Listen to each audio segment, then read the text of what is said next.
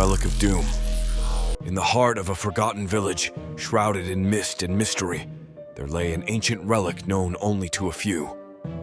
The villagers spoke of it in hushed tones, their eyes darting nervously as they recounted the tales of its dark power.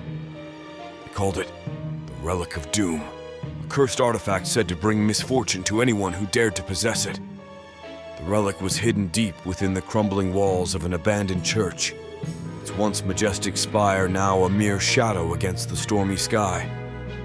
The church had been a place of worship, a sanctuary for the faithful, until the day the relic was unearthed.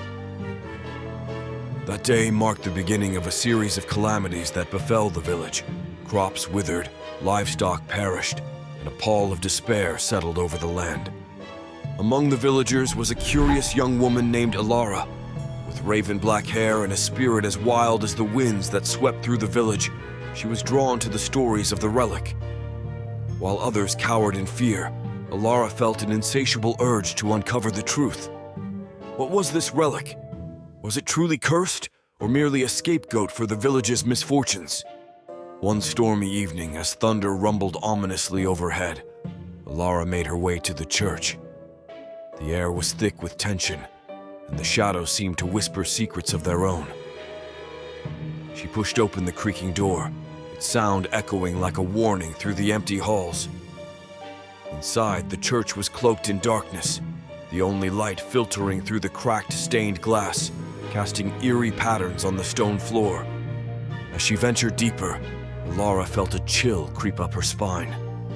The air grew heavy, and an unsettling silence enveloped her. She reached the altar where the relic was said to rest. There, beneath layers of dust and cobwebs, lay a small, intricately carved box. It was adorned with symbols that seemed to writhe and twist in the dim light, as if alive. With trembling hands, Alara opened the box.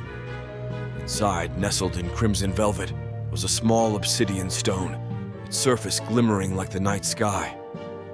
As she lifted it, a surge of energy coursed through her, and a vision flashed before her eyes.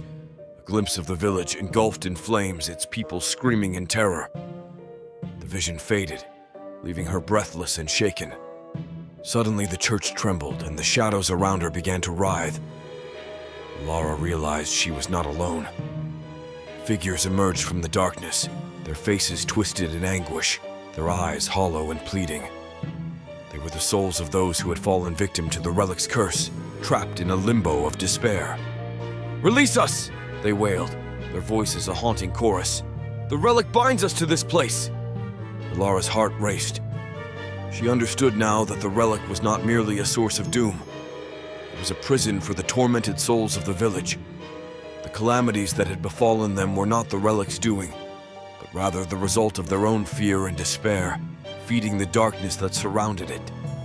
Determined to break the cycle, Alara clutched the obsidian stone tightly. "I will set you free!" she declared, her voice steady despite the terror that gripped her heart. She closed her eyes and focused on the energy pulsing within the stone, channeling her will into it. The shadows recoiled, and the air crackled with tension. Alara felt the weight of the souls pressing against her, their anguish mingling with her own fear. But she pressed on, calling upon the strength of her ancestors, the love of her village, and the hope that had been buried beneath layers of despair. With a final surge of energy, she shouted, "I release you!"